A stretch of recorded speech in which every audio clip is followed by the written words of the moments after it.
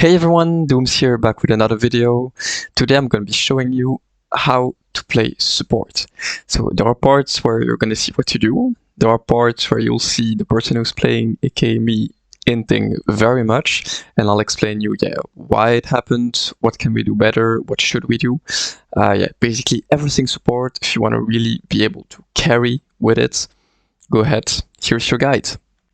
So let's get into a game real quick. As you can see, we had kind of some damage, but mostly impact when it comes to KP and when it comes to, as we can see, healing and shielding right there. Those are really important stats for support. Let's get right into it. First thing, as a support, it's really important to understand your lane in your matchup. Basically, Jinx, Nami, they're gonna be oppressive in lane. So if we can poke them a bit, it's cool. We've got Ezreal for that. But otherwise, they're gonna heal, so we gotta make sure to, if we go into play, we commit for it. That's it. So it really depends on the support you're gonna be playing against. Whether Nami, Soraka, Sona, you gotta commit. Senna, same. If you're against the Galio and Alistar, maybe make sure they're spending some of their cooldowns, and then you can commit. It's really up to your matchup, depending on the ADC. If you've got questions about those, put them in the comments. I'll answer with pleasure. Then, the bigger picture, my favorite part. If you look at team comps, you gotta know exactly what you gotta do. Basically, they have a lot of AoE and group fights, you know, like in the enemy team. So Diana, Jinx, Nami, they want to really team fight a lot. Kayle, same. They want to be able to have long, extended fights. Everyone is packed together.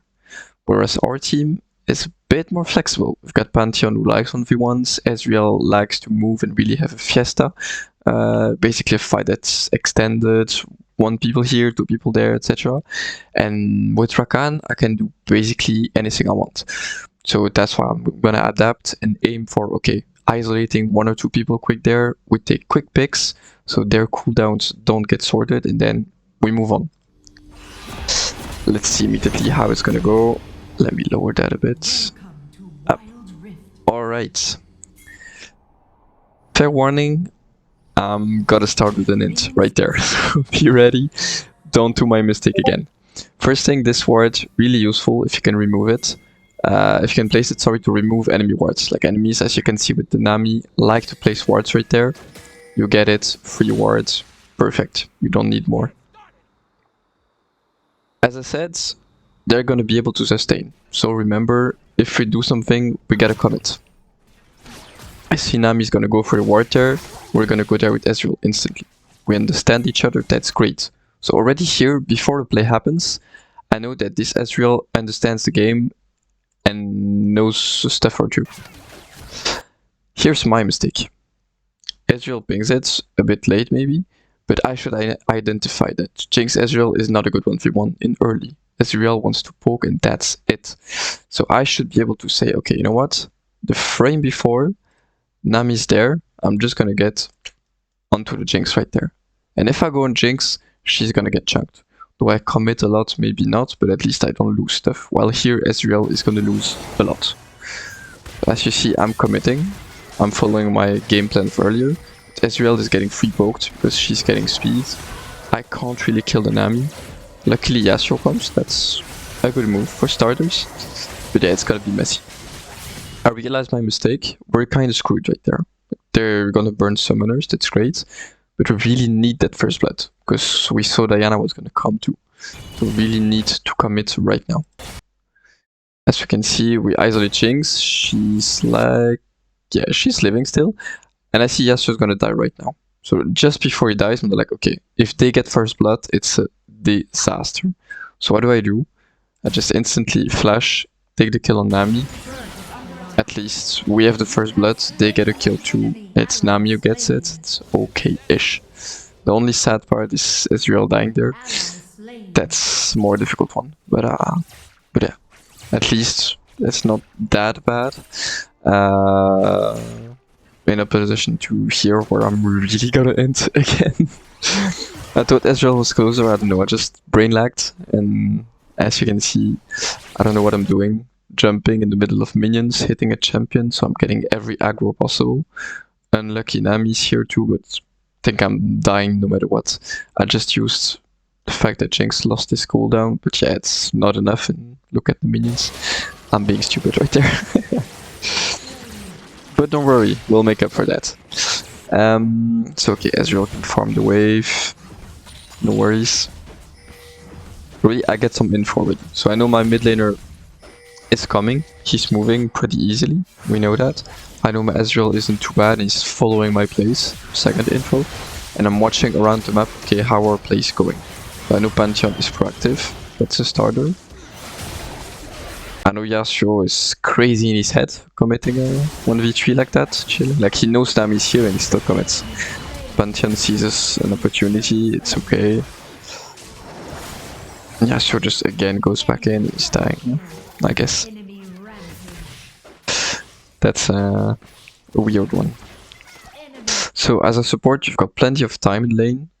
Always be ready to look at scores. I know I'm doing it here in the record mode, so it's not the same, but always be willing to look at the recorded stuff. Why? Sorry, at the scoreboard. Why? Because you gotta see who's ahead, who's not, where you need to play, what your win cons are, what theirs are. Like if Diana is fit for them, which is the case, she likes grouped fights even more. So my strategy I had before of, okay, you know what, I gotta split those fights as much as I can is great.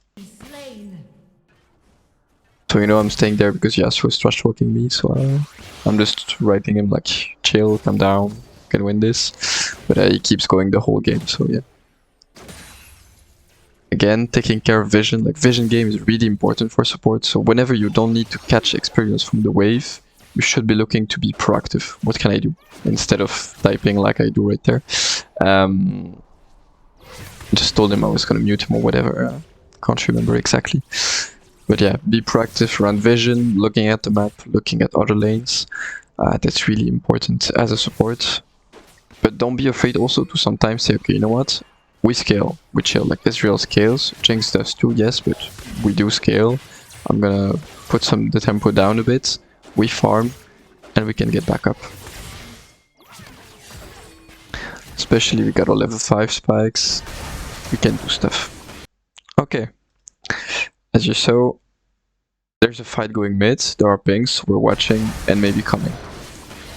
Both duo lanes are coming at the same time, but you gotta be able to watch the fight before, and this 2v2 goes well, so that's great. There's the Nami wave, so we just dodge it. Never be afraid to spend cooldowns on people who are low, and who proved they're not turbo bad. Like look at this, without the shield he was dead. Never be afraid to spend your cooldowns on low people, because that's your job. He was keeping to trash talk me because apparently duo lane moved earlier, which wasn't the case. The enemy duo lane. Alright, here I'm babysitting him because I don't know what he's gonna do, and I know that he was crazy in his head before, so I'm just there like, okay, you won't do whatever, I'm shielding you again, making sure you don't suicide. I got nothing else to do on the map anyway, so that's fine. And then I go back to my lane.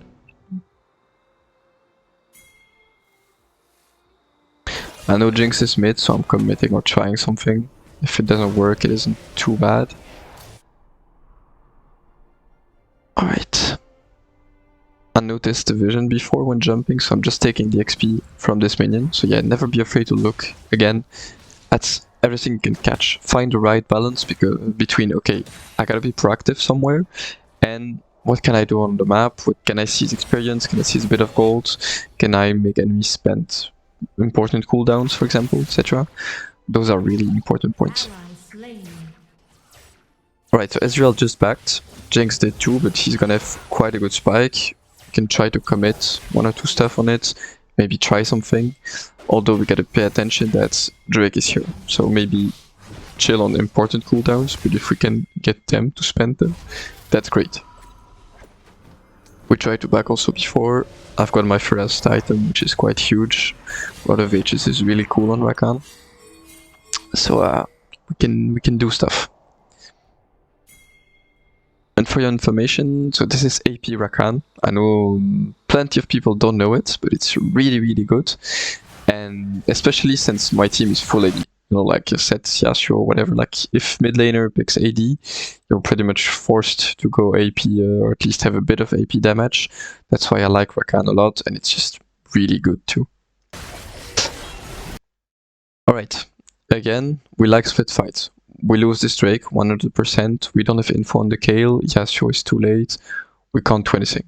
So just avoid whip stuff, you see I just avoid Diana ultimate, then we move on. What can we do? Okay, Pantheon is dodging quite some cooldowns, we saw Diana ult, etc. Quite some stuff getting out, Nami ultimate too.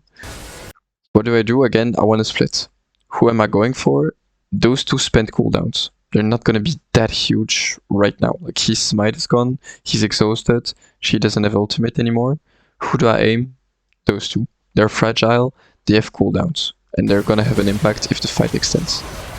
Luckily my Yasuo follows, you gotta just hope for it, and we go for the good focuses. That's really good. By just like, okay, seeing who did what and who should I target, this is really important. If I went for Diana and Yi there, there's no way Jinx wouldn't have at least killed 1 or 2 people, etc. Alright, other detail. I don't know if some people noticed it with the last updates and such, but the plates of the towers last until 6 minutes 30. So it's really important for us to take gold from towers while we can, because after that, the gold from towers is like basically a jungle camp, equal to that. So that's why here maybe like I'm taking wave, Ula, my trash talk, you know, support takes wave, blah. Nah, it's just to get the tempo, maybe get an additional wave if that's worth way more, and we both get more gold out of it. We gotta be really proactive. I think Pantheon should help us right there, honestly. We would maybe even get the tower if he did. But he ends up wanting to back while still engaging Nami, yet that's basically a suicide move. So. Whatever. Alright, we cashed in quite some gold between the team fights, the plate of the tower. We're just chilling, we can back. But we also know that we are strong. We have, how can I say that, like quite some gold as I said. We had a lot of impact before, our damage is quite good. And Pantheon engaged Nami, she's low, so we don't have to go back up till there. If they use stuff to cancel us, sure, no worries, we can fight this. That's why Ezreal going in and we immediately follow. Up. Really good, but this Ezreal is kinda good too. Like if he didn't commit, I don't think I would have. But we definitely can, and it's really good analysis, so... Even if you have a playmaking champion, don't be afraid to follow your Ezreal ADC jumping in.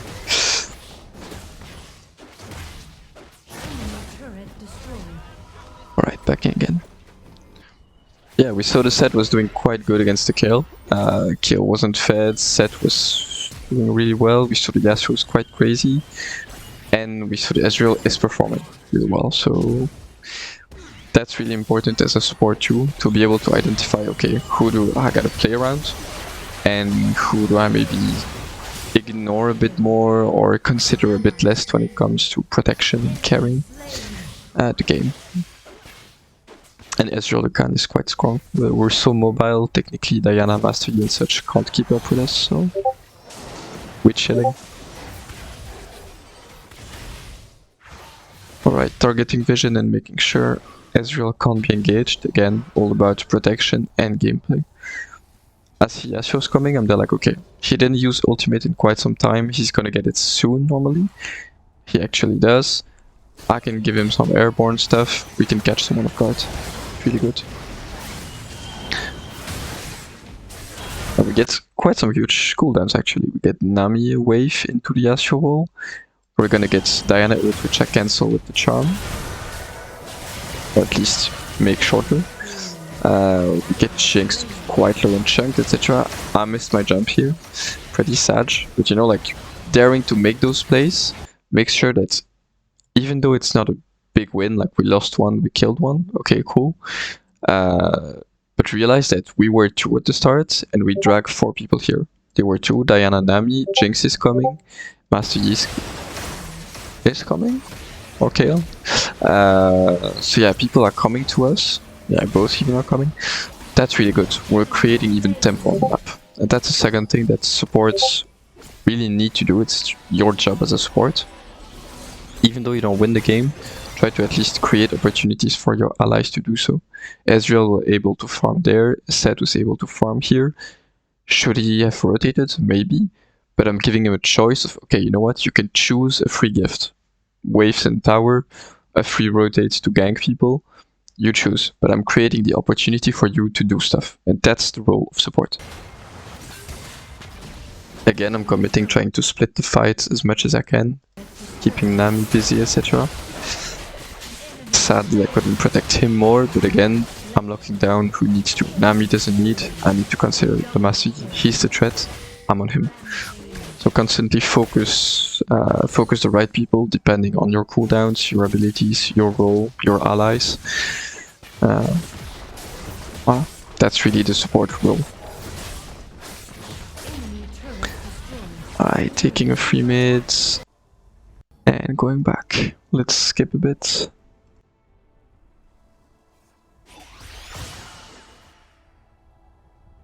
Right now there's not much to do on the map, so you could wonder, okay, as a support, what should I do?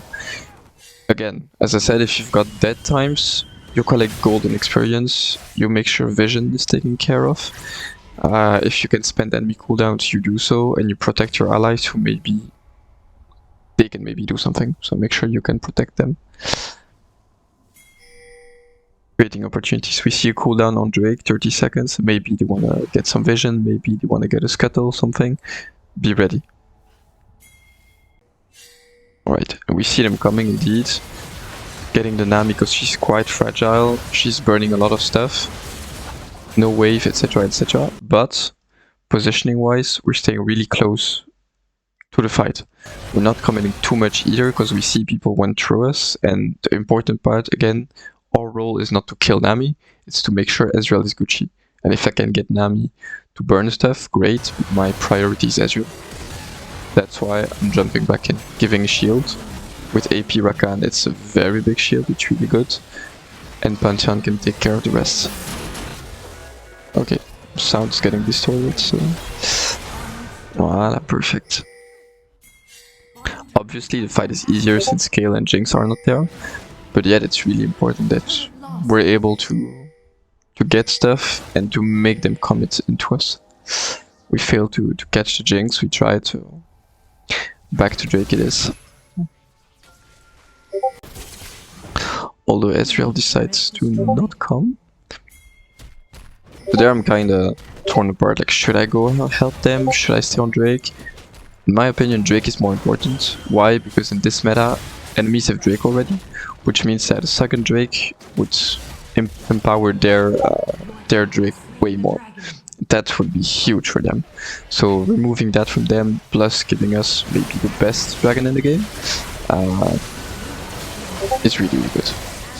Here we committed again, trying to have the helpless syndrome. We shouldn't have, definitely. And I should have watched if Yasuo had ult. He didn't anymore, he was dead already, so I couldn't bump anyone, but there's no way we should go there.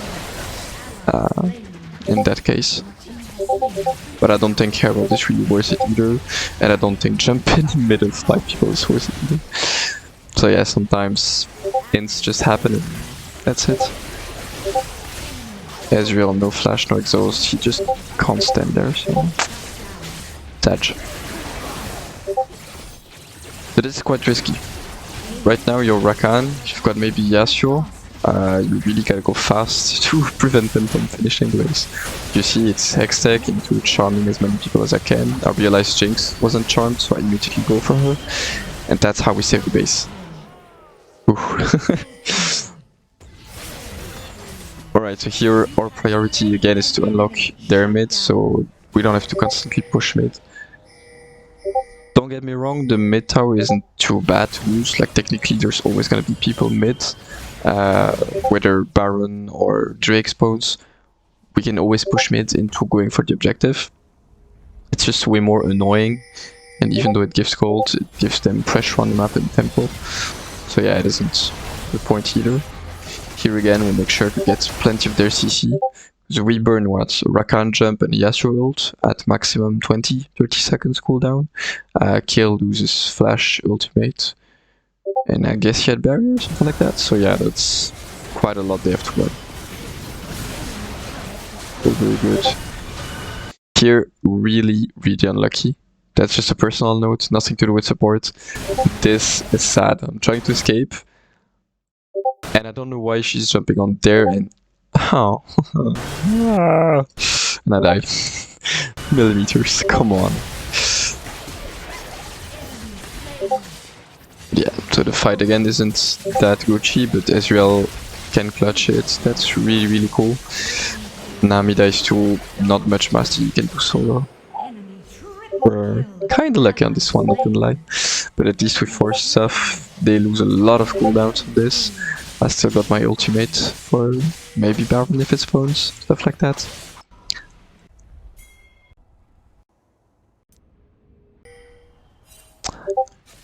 Right. Keeping vision again is important. If we're able to catch the Master D, we gotta commit to it. Even though I'm missing the stun because he is able to Q. It forces him to Q it at that moment, that time. I can't know when he Q'd exactly, so yeah. Always commit, defend, catching people. With Rakan is very easy.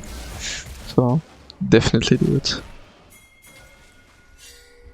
Alright, I wasn't sure about Baron call, but if people commit, again, your support, you gotta go. A very important note.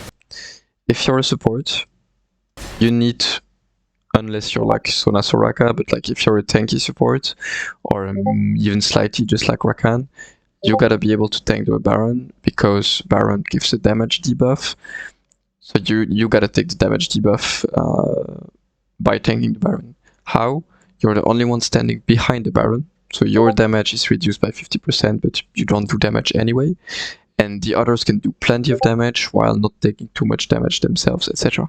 So always tank it solo from behind. We see Ezreal's coming from behind, he's getting stunned, a damage debuff, he doesn't do damage anymore, which is sad. Right now I chose to go back in here. Why? Because I'm afraid of getting just destroyed by their poke. Now that the wind wall is here, I could just go back here. Yasuo is doing it, it's not too bad either.